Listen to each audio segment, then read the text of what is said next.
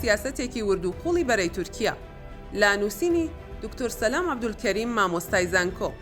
قەتەر و بەشێک لە وڵاتانی عەرەبی هەیە بۆ پەراوێزخستنی مافی کورد لە سووریا دوای داڕشتنەوەی نەخشەی نوێی ڕۆژهەڵاتی ناوەڕاست کە دژی استراتیژی ئاراستە و بەرەی ئەمریکا، ئیسرائیل و فەڕەنسا و بەشێک لە وڵاتانی ئەوروپیە.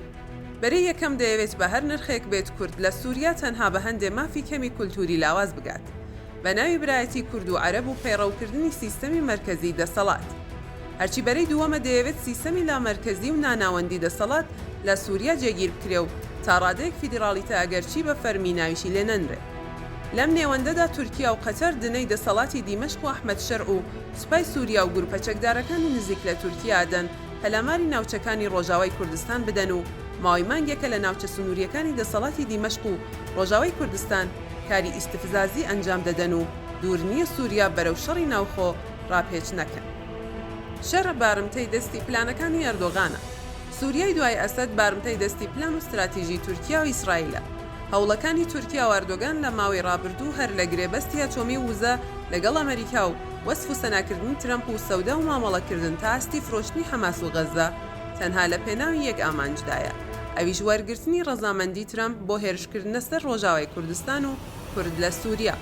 بەڵام لێکدانەوەکەیان هەڵەیە، چونکە پرسی کورد لە سووریا و ڕۆژاوای کوردستان و هەسەدا بەشێکی گرنگن لە ئامرازی کاریگەر لە نێو ستراتیژ و پرۆژە و پلانەکانی ئیسرائیل لە ئایندەی سووریا، چونکە لەلایەک دژی هەژمۆن و بوون و پێگەی سەربازی تورکیا لە ناو سووریا. ئەوکات ڕێڕەوی داود بە باشووری سووریا بەتایبەت بە سوەیدادا تێپەڕ دەبێت بۆ دێرەزور و لەوێشەوە بۆ سنووری عێراق تا گەیشتن بە ڕووباری فورات. بۆیە هەموو هەوڵی ئیسرائیل کارکردنە بۆ سەپاندنی واقعی سیستەمی ناناوەندی و لامەرکەزیەت لە سووریا و قسەی ئیسرائیلیش تا و ساتەوەختە لە سیاسەتی ئەمریکا و ترەمپدا یەکلاکەرەوەیە. بە نمونە پلانەکەی ترەمپ بۆ ڕاگررتنی جەنگی غەزە لە بنەڕەتدا پلانی نەتانیاهو و ئیسرائیل بوو، بەڵام بەڕەنگوبۆی ترەمپ و ئەمریکا. ئەوەی دەمێنێتەوە بۆ کورد و خاڵی گرنگە. یەکەم، یەکڕێزی ماڵی ناوخۆی کورد زۆر گرنگە لە سووریا و ڕۆژاوای کوردستان بەردەوام بێ و هێزەکان لە ژێرگوشاری تورکیا و هەندێک لایەنی تر بچنە دەرەوە. ژەنەڕاڵ مەزلوم فەرماندەی گشتی هێزەکانی هەسەدا.